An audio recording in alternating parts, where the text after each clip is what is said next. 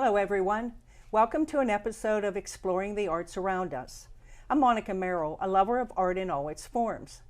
This series was created to showcase and promote some of the people and organizations in our area that create and celebrate art in various forms.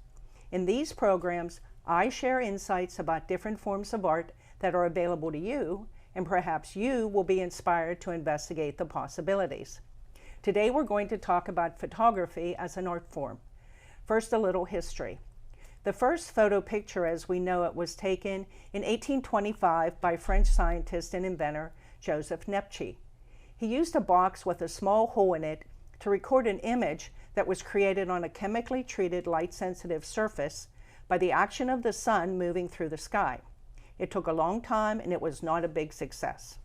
Later, in 1939, Louis Daguerre, who partnered briefly with Nepci, received a patent for a similar process.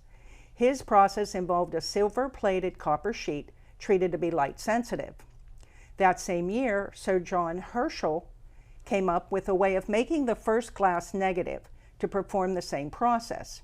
He was actually the first to use the term photography, deriving from the Greek phos for light and grapho to write. This process was easier and the result was better, but it took another 60 years until 1900 when Kodak produced the Brownie camera to market to the general public. So now let's talk about photography, and let me introduce my guests for the first half of the program, Sarah Yoest of Sarah Yoest Photography and Design Studio. Welcome, Sarah. Thank you for joining me. Thank you so much for having me. So Sarah, tell us a little about yourself and particularly how you got into photography and what type of education and training you've had. So I've always loved photography since I was a child. I always had the disposable cameras available to me. I liked going to Giant Eagle and getting them developed with my mom. As I got older, the cameras that I had started to get a little better. So when I was 11, I got my first digital camera. It was a Kodak. I took pictures mostly of flowers, anything outside. When I was 14, I got a Canon, another little digital camera, point and shoot. Same kind of thing. Flowers, nature, sometimes people, but not often. Mm-hmm. We had family friends who had boys that were a little bit older than my brother and I. So at the time they were in high school, I was about to go into high school, and one of them had said that the high school had a photography class. And so I was like, tell me more, how do I get in that class? Like I have to be there. And he mentioned that to take a photography class, you have to take media first. So I was like, okay, I'm signing up for media as soon as possible.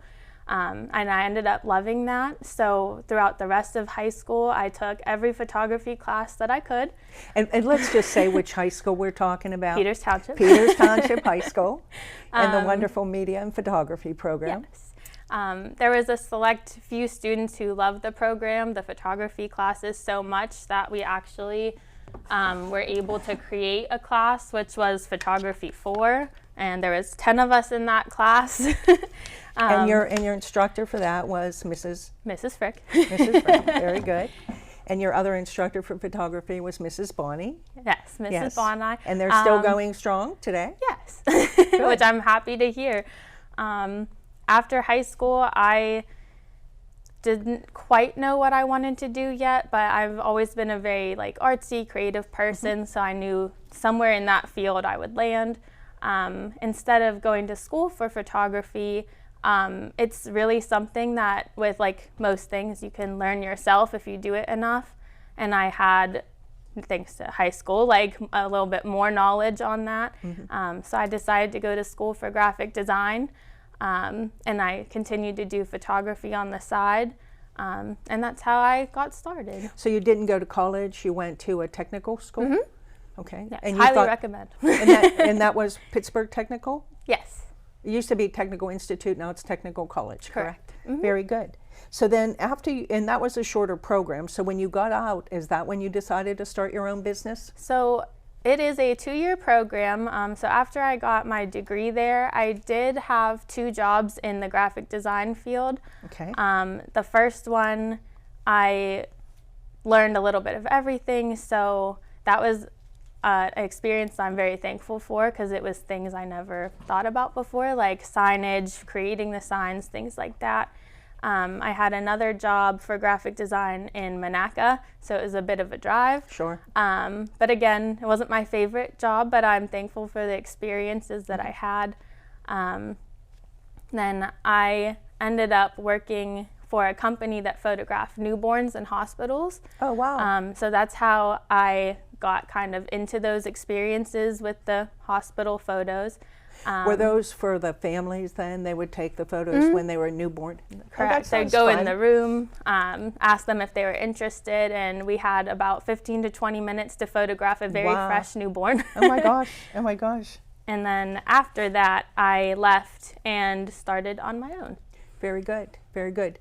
So you have a your own shop. It's called Sarah Yoest Photography and Design Studio. What type of photos are your specialty? So I photograph a little bit of everything, I think, anywhere from couples to engagements, maternity, newborns, babies and kids of all ages, events and brand marketing. But my specialty, I think what I'm most known for right now is first birthdays, so like cake smashes, things like that. That would be fun. I think we have a series of photographs that we can bring up and show the audience as an example of some of your work. You know, and Sarah, when you talk about a photography studio and people going to a photography studio, that's not something people do every day.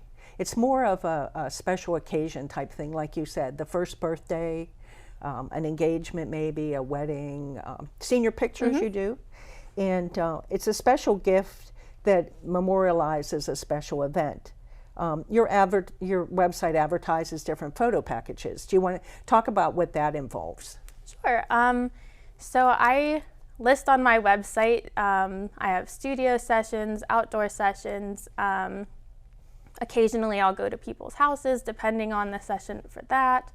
I also offer 2 different times. So some are shorter, which are like half an hour, some are longer, which are about an hour.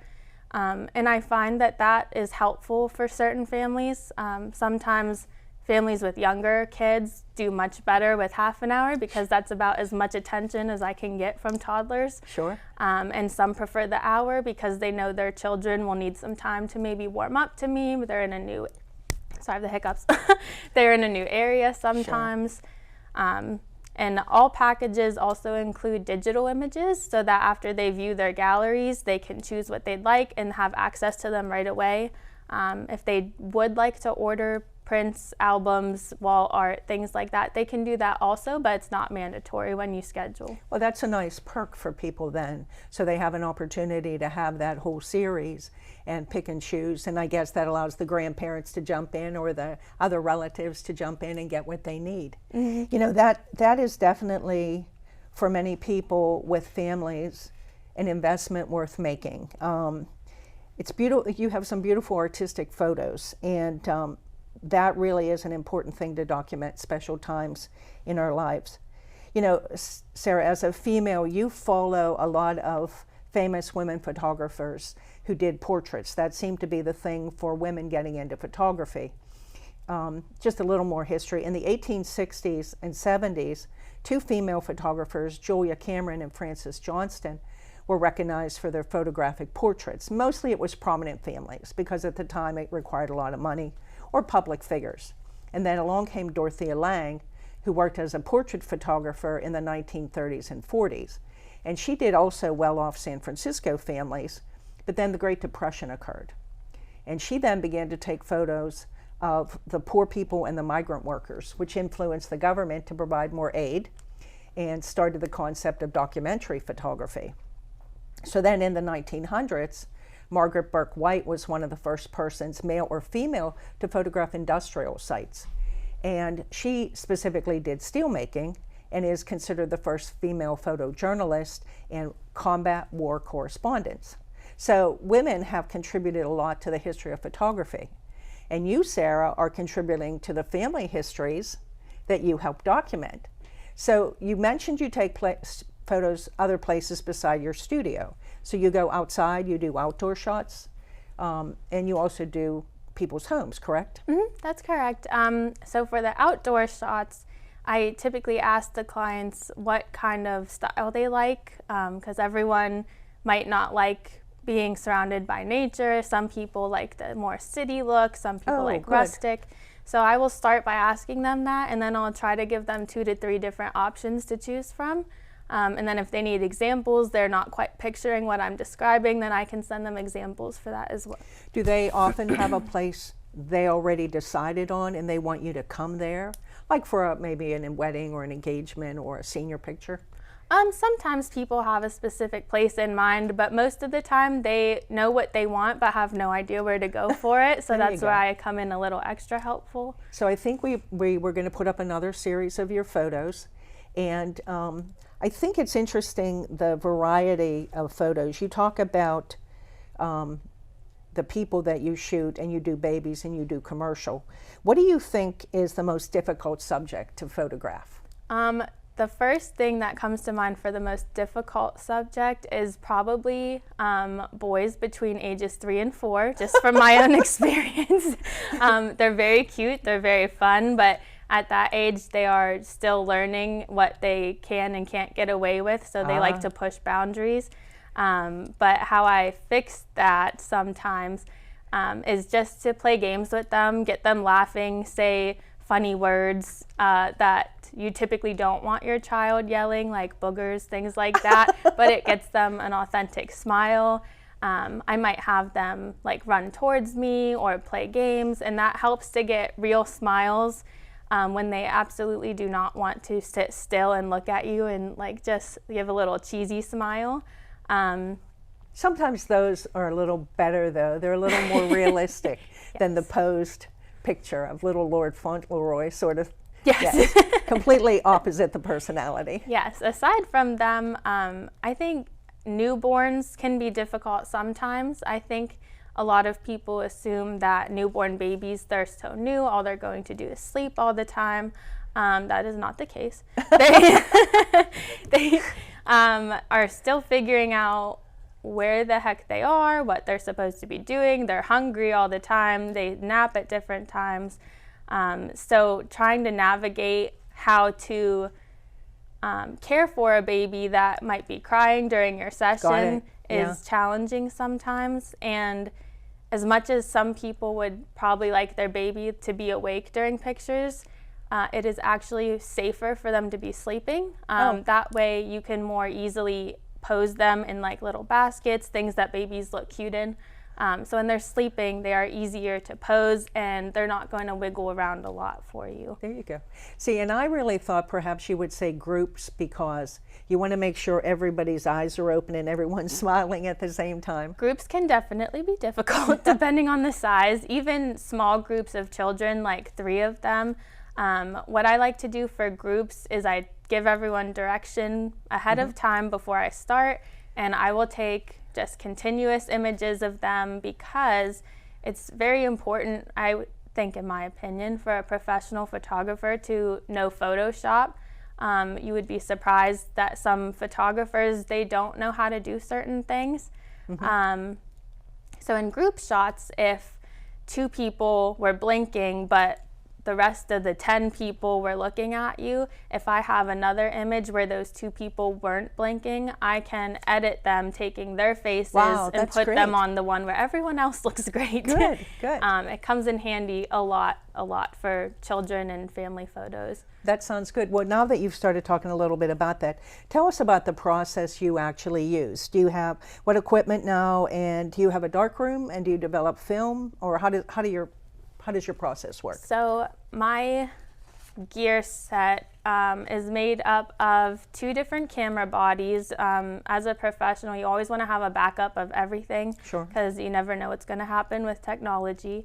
I have countless memory cards, 2 flashes that I can mount onto my camera. I think 9 or 10 different lenses. I have little things that I can put on my camera lens for children, like a little monkey, so they can look at the monkey, and it's a good distraction for them.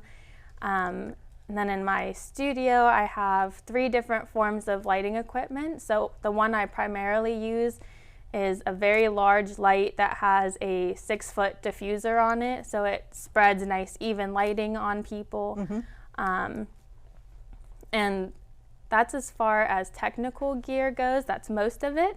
But like props, backdrops, things like that, if I tried to count, I would be counting for a very long time. So let's just, I neglected to say where your studio was. You're located in off of Georgetown Road, just as you pass under the trestle heading toward Lawrence. Correct. Yes, and it's an immediate right into there, and you have a little studio there. It's a nice location.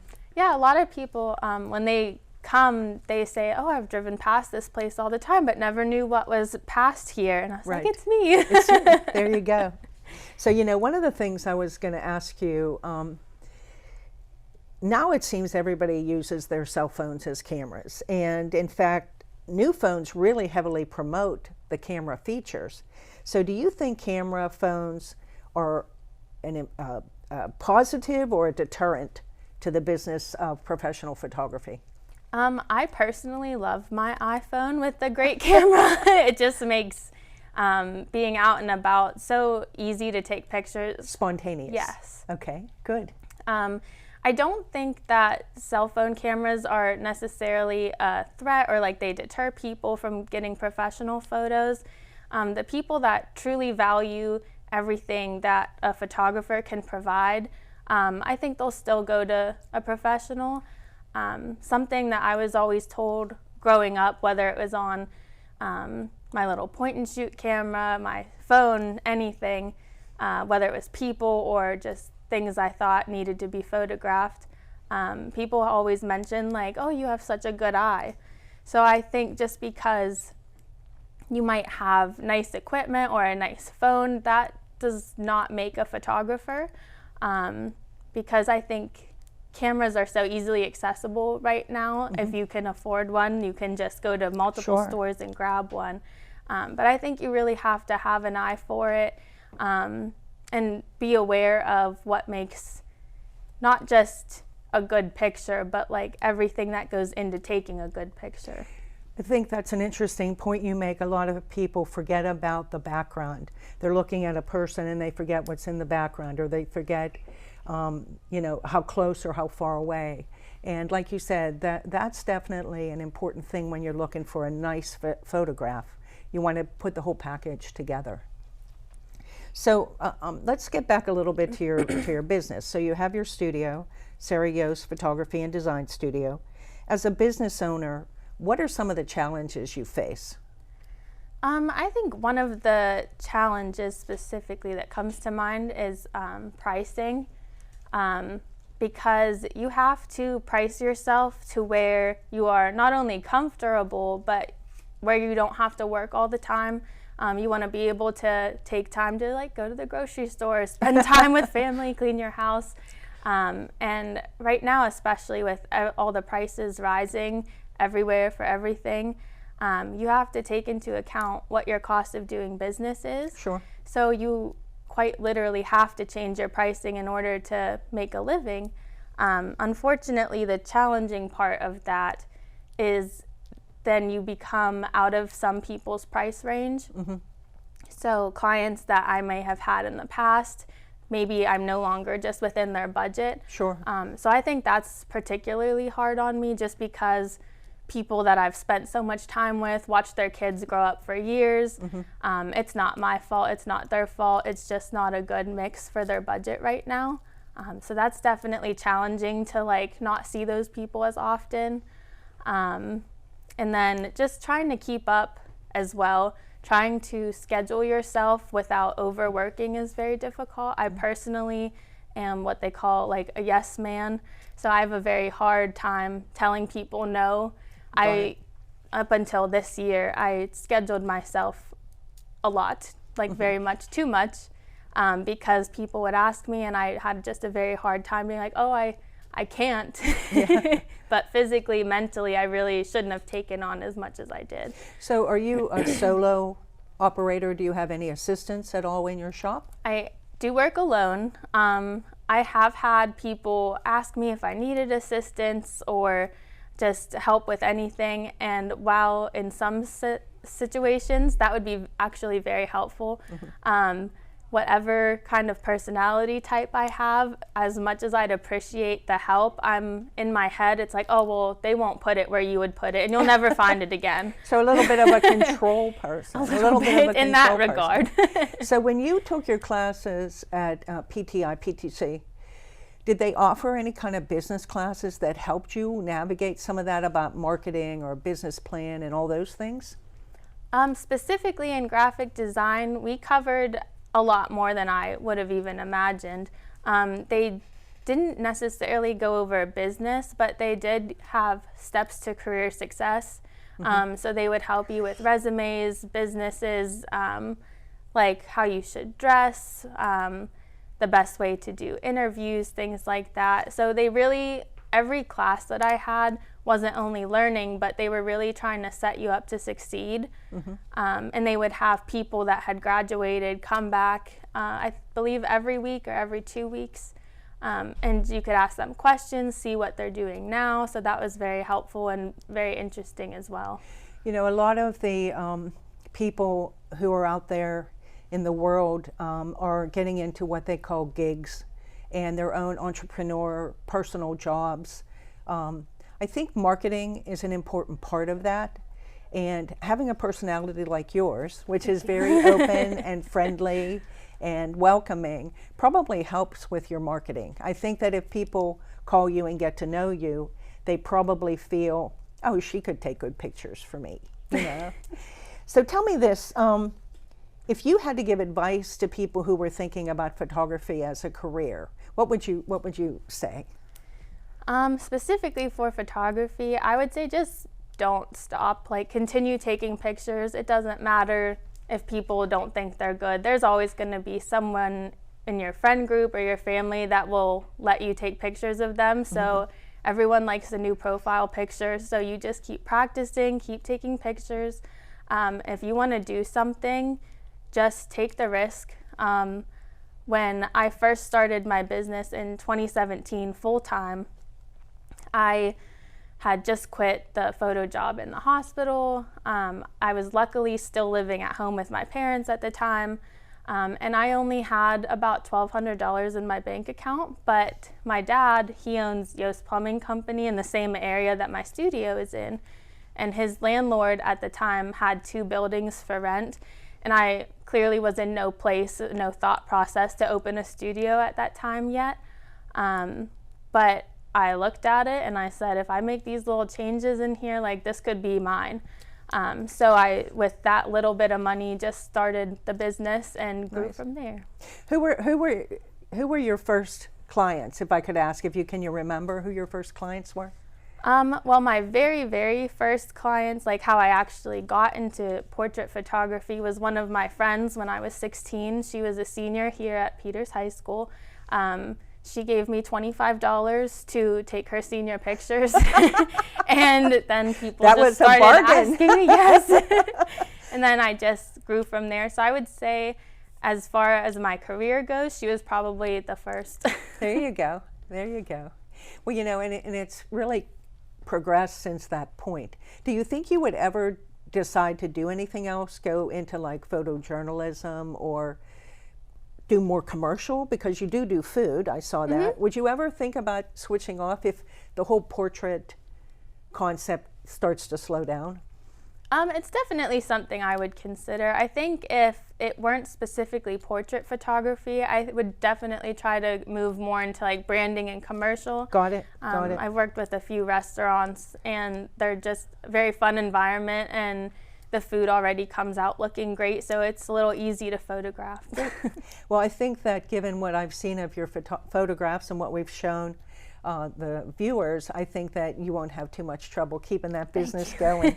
Thank you very much for joining me to talk about your style of photography. I hope you weren't too nervous. No, not too bad. Not too bad. Well, best wishes for continued success. And anyone who's looking, look up Sarah Yoest Photography and Design Studio and take a look and see what she can offer. Thank you. Viewers, in addition to Sarah's style of photography, there are other career paths a photographer can pursue depending on the subject matter they choose.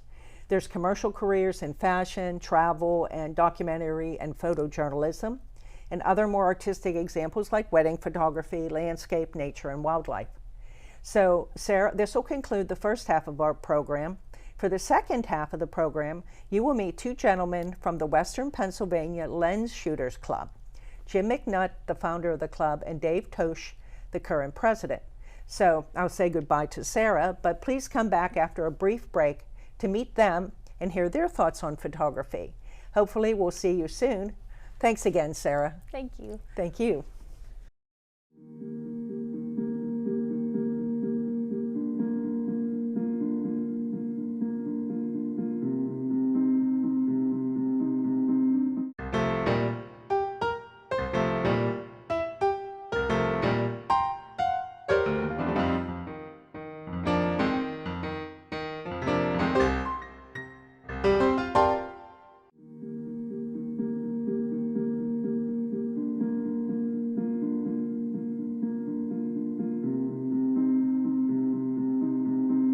Welcome back, everyone, to this episode of Exploring the Arts Around Us. Today we're discussing the art of photography. In the first half of the show, we spoke with Sarah Yoest, a local portrait photographer. Now let me introduce you to my guests for this second half, Mr. Jim McNutt, the founder, and Dave Tauch, current president of the Western Pennsylvania Lensshooters Club. Welcome, gentlemen, and thank you for joining me to talk about photography. So, Mr. McNutt, let's talk about you first. Tell us, well, you're the founder, we're going to go first. Tell us what education or training you had in photography. Well, in World War II, my dad was a photographer in the war, but I got my training through the Army, and it actually was partly photography, motion picture, and radio broadcasting. Wow, the military helped you then. Yes, they did. That was my specialty. I'm what they call MOS.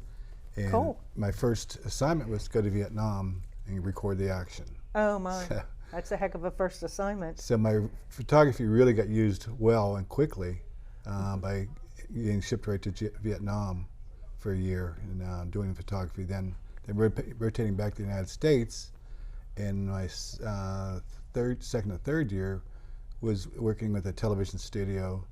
Then I branched out from there to the division headquarters, and I did photography only. And when you came out of the service, did you then continue photography at that point as a career? Yeah, I went from the service right to the Washington, PA, and the photographer for the Washington Observer Reporter. Oh, there you go. So you were a photojournalist, they call you. Yes. Very good, very good. I also understand that you teach photography. I did. I even gave, the last couple of years, I guess it has been, I used to give classes here at the library. Oh, okay. But before that, I was doing adult education photography at the high school. Oh, wow. And that's how we actually got our people, didn't want to quit. The class was over and they wanted to continue on. So they said, let's start a club. That's how the Lensshooters began? That's how Lensshooters began, back in 1987. Wow. Yeah, so you have I can't do the math that quick, a milestone anniversary, 35 years, yes. Yeah. Cool. So that it was just based on the adult learners you had wanting to continue and talk about photography and go on. Do you have a mission? And what, or you're a nonprofit, right? Correct. Okay, so tell us, do you actually have a mission, or is it just more of a activity? I would say we do have a mission. We're not a club that is high end. We take beginners and we teach. We're a teaching club. Okay. We go out on a lot of trips, and we work with our new people and our old people too. And times are changing so much from digital or from film to digital now. Sure. That they need to have someone to talk to and to learn. And I think we're good for that. We have some very established teachers and photographers. Tony Ty is one of them. He's a Post-Gazette photographer, retired. He's in our club now. And I was at the Observer for 46 years, and I'm still in the club. So it's a very sort of cohesive and engaging group where you try to bring up the other people who are maybe not as... Yes, and it's amazing how quickly they learn and cool. Show us the difference. So, Mr. Tauch, may I call you Dave? Yes, you can. Thank you. Thank you. So, tell us about your background in photography and when you actually joined the club. I started photography when I was probably 13 years old. Wow. With the old Brownie Hawkeye camera There that you my go. father had given me. My father was a photographer, not professionally, but Enjoyed and that. I kind of followed his lead. I've had no formal training in photography, but I've been interested in photography for years.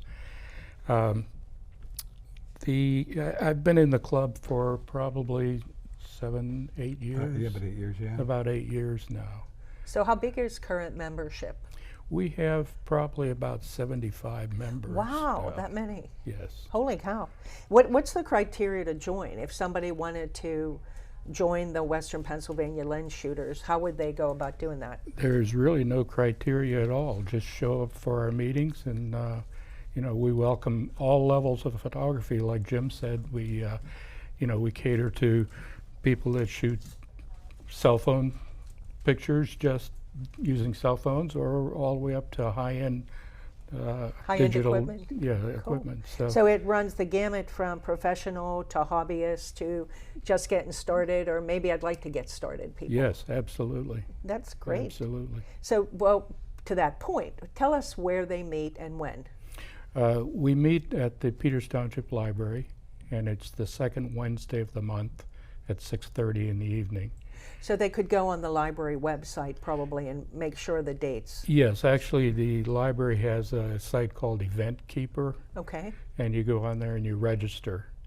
And then the library has your information in case the club has to cancel a meeting or something. Right, they with can weather send and out. things like that, Yes, sure. absolutely. So the second Wednesday of the month around 6:30 at the library. Yes. Peters Library supports a lot of clubs, and this is a really Yeah, important we weren't always a part of the library. We were independent, but we were using the library's facility. Cool. And recently they've asked us to become part of the library programs. Well, that's great. So, yeah. So, Dave, you're the president of the club right now. Do you have other board members? Would you like to mention anybody? Yes, we have, actually there's six board members. 5, I think 5. Well, 5 plus myself. So Jim's a board member. We have Bob Agnew. He was one of the original Fun. members of the Okay, cool. the Yeah. club. And we have Dawn Hammer. She's on the board. Julie Iverson, Walt Pyrath. So that's our board.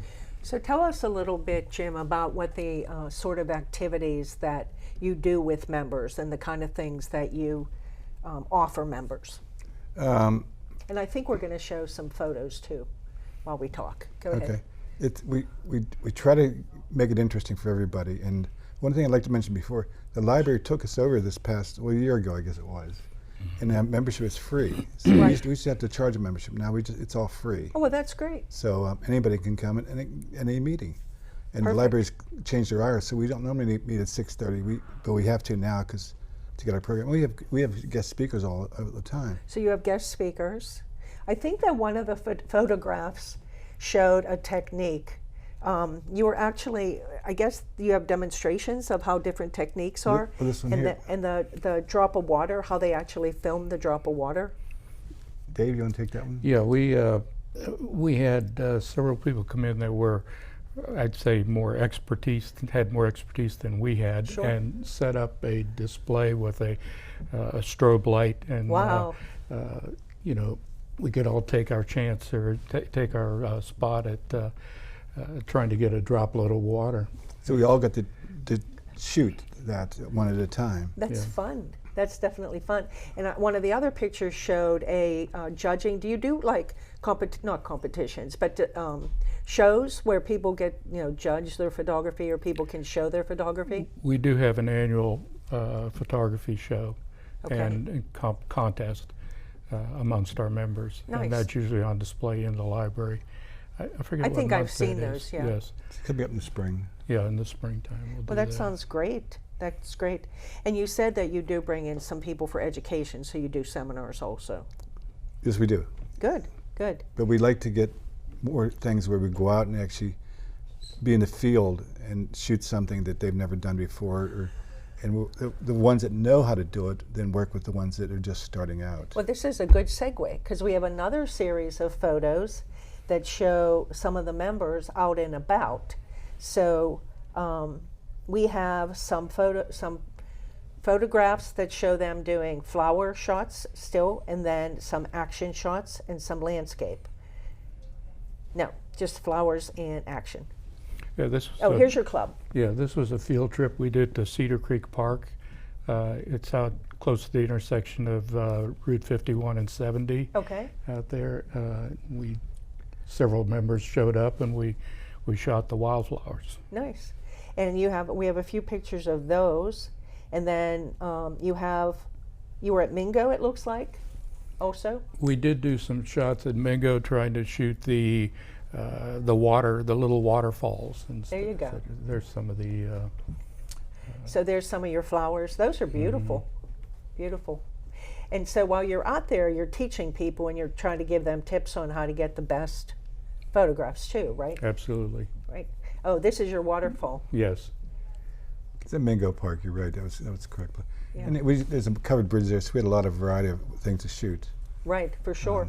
Well, that's nice. So you basically, and these aren't mandatory. These are like, okay, we're all going out. Do you want to come? Like, this is a lovely. It was getting to be fall. We were doing outside scenics, and Very nice. Very and nice. we took the class, and we had about 12 people for this one. And it's there's a lake you don't see here. We shoot this first, then we go up to the barn. We actually shoot in the barn, then we go back and shoot on the lake. There's a lot of geese there, and Cool. And the next series have more action shots. You did some about calf roping, it looks like, a rodeo. Yes, one of our members organized this at a farm, and we did calf roping. That really captures how fast they're going, doesn't it? Yeah, there was a lot of techniques involved in this. something like this here. When you see that shot with the first shot, actually we're panning, and that's something you learn by photography. Wow. To make that action feeling when you look at the picture. And then the next two are more sports. One is, I guess it was Rebellion softball, Yes. girls softball. Yes, that was out at the Wild Things Park. Oh, that's right. That's where they play. Mhm. That's right. Again, another action shot there. And then the next one was the Wild Things baseball team. Yes, we did the Wild Things. We've done that several Again, years. you can definitely get the sense of the motion with those. And it was nice. The Wild Things let us come in for free, Oh, nice. and you could pass them and be able to park for free. Very And nice. we can move around on the stadium where we want, and then during intermission or not half times, innings, we can go out in the field and shoot too. Wow. So you get a little perk. You get some perks if you're in the club. You get to be Yes. down on the Yes, you field. do. That sounds great. So we talked briefly about the high school program that they have here. And do many of the high school students participate with the Lensshooters? I don't know. I don't. None right now? We had a couple years ago that some of the students came, but they haven't been back too much. Well, all Well, you the photography, pandemic and right? everything. All you photography students out there, here you have a resource.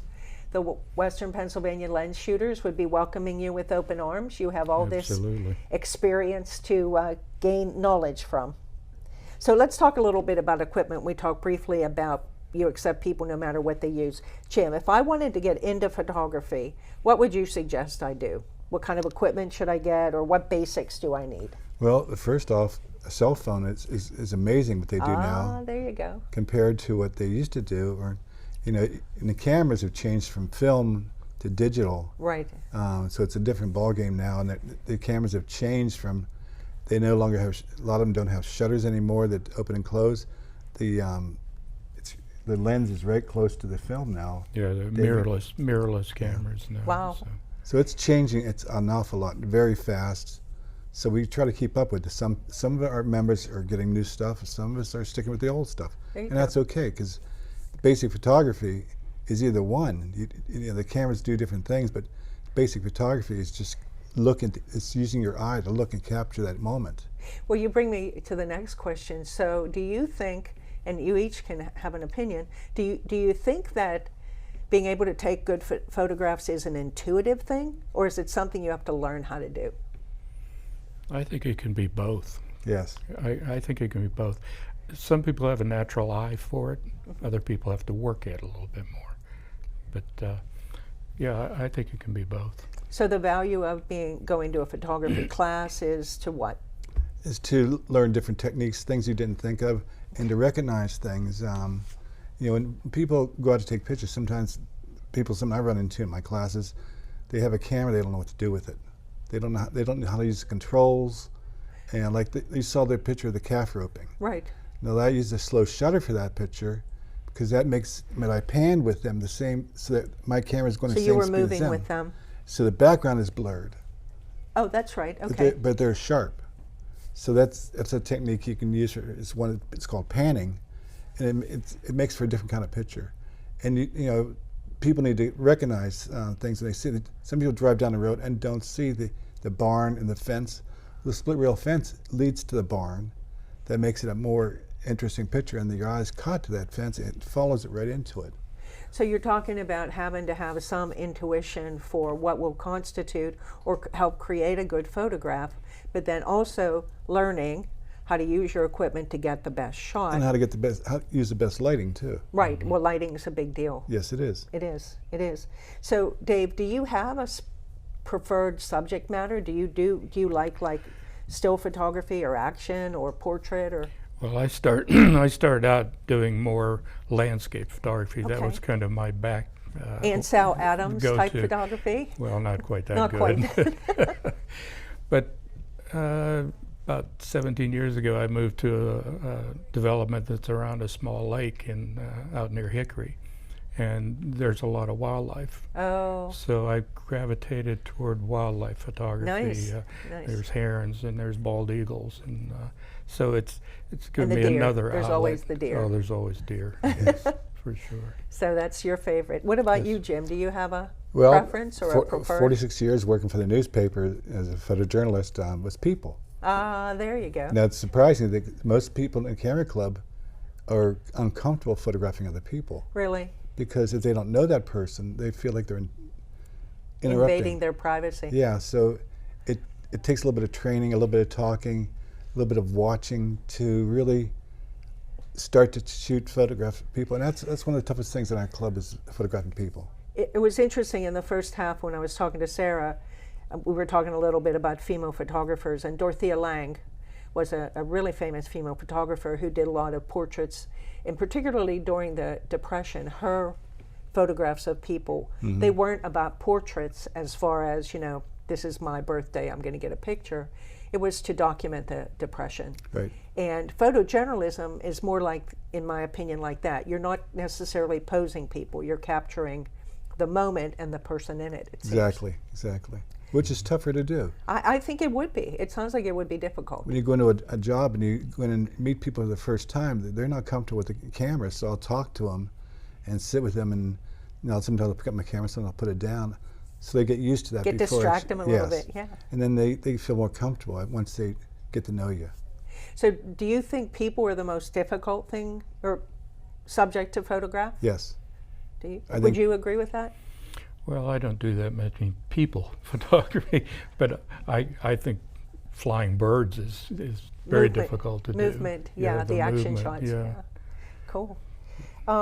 So the Western Pennsylvania Lensshooters is a club that meets on the second Wednesday of every month at the Peters Library. They're open to everybody. Tell us, what kind of encouragement would you give to a person who wanted to try to get into photography? I think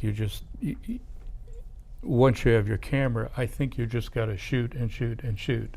And I always looked at it as, when I was learning, I would look at other photographs and how other people shot pictures and try to learn from what they did. Maybe not copy them, but what made that picture work? Yes, Right. why was it good? So, and earlier we talked briefly, you mentioned cell phones, and I asked Sarah this, and I'll ask you, and you sort of answered, whether cell phones were a benefit to the profession of photography or they were a detriment. Well, I think they're definitely good for us, because now everybody has a cell phone and everything is recorded now. People take pictures of everything with a cell phone, and it doesn't require a lot of heavy equipment to carry around with you.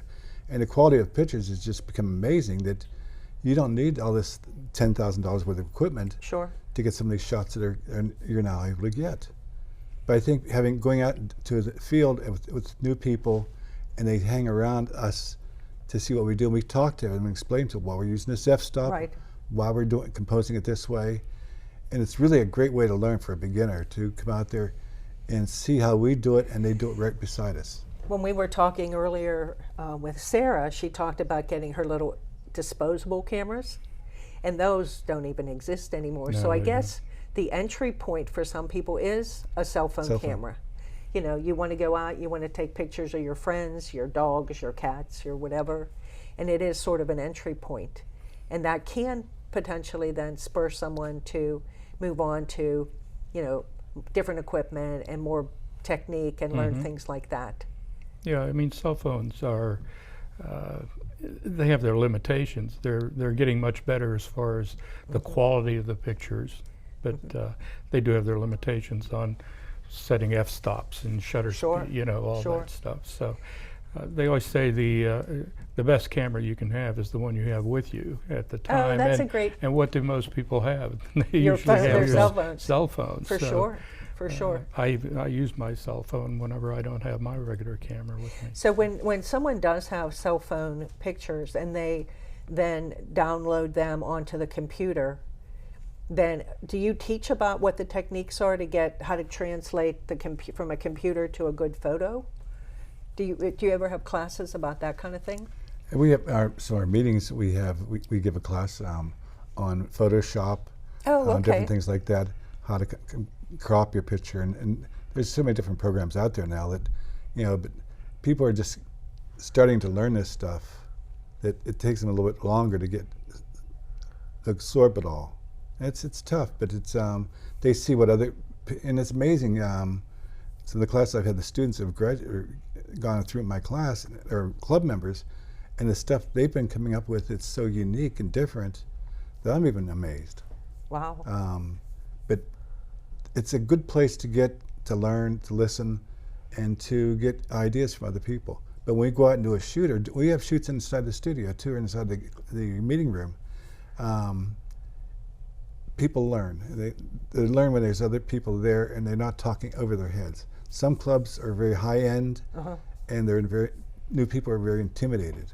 Our club is not like that. We're very open. Well, I do have to tell you that the idea of being able to take good photographs is something that a lot of people say, oh, I can't. Personally, I've been criticized because I don't have very good skill, you know, with photographs.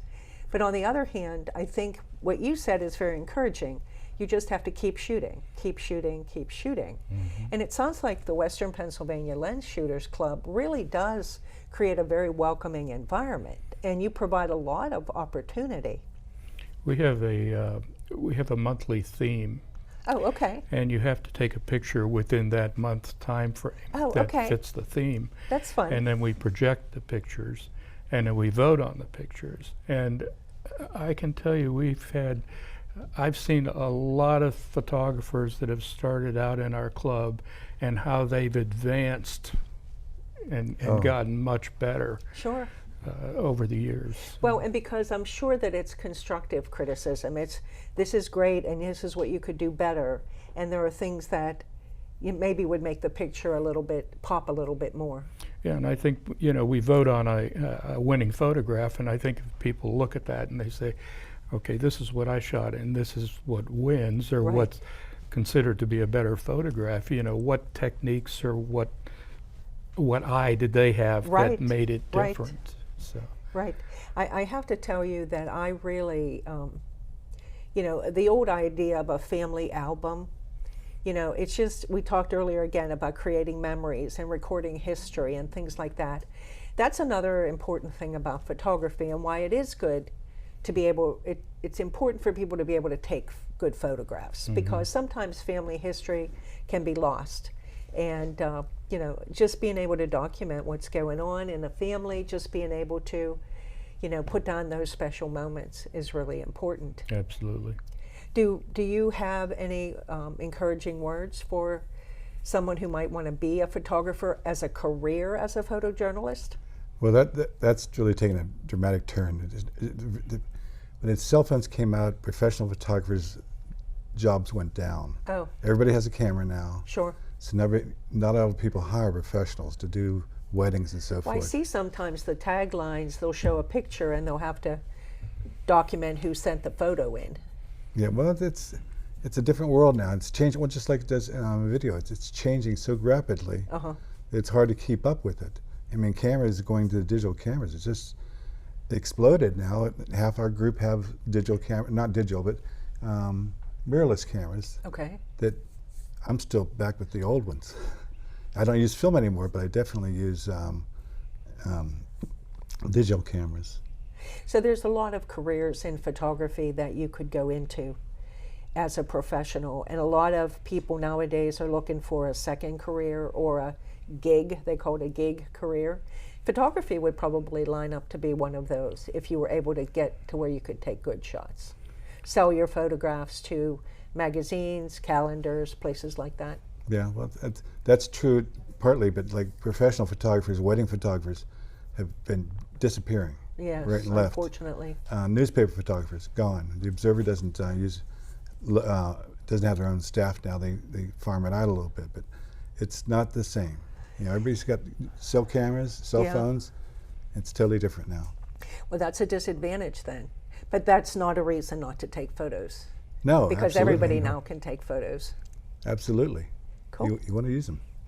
So I really appreciate you guys coming on to talk to me about photography. Mr. McNutt and I have been talking to each other for a while about this, and we finally made it happen. So the important thing about the Western Pennsylvania Lensshooters Club is it's open to everyone. Any of you who might be interested who do photography or want to learn about photography should think about joining these gentlemen at the club on the second Wednesday of the month at the library.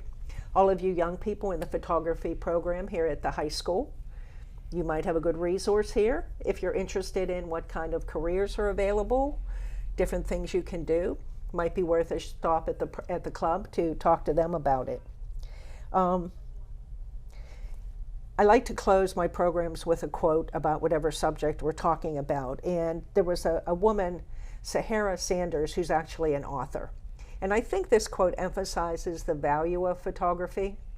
Photography is a magical kind of art that allows people to preserve time and moments and to describe the world the way they see it. So we're going to close the program with a montage of photos from members of the Western Pennsylvania Lensshooters Club. We hope that you all will be inspired. Thank you, gentlemen, for coming. Appreciate the time. Keep filming and photoing. Thank you. We will. Thank you.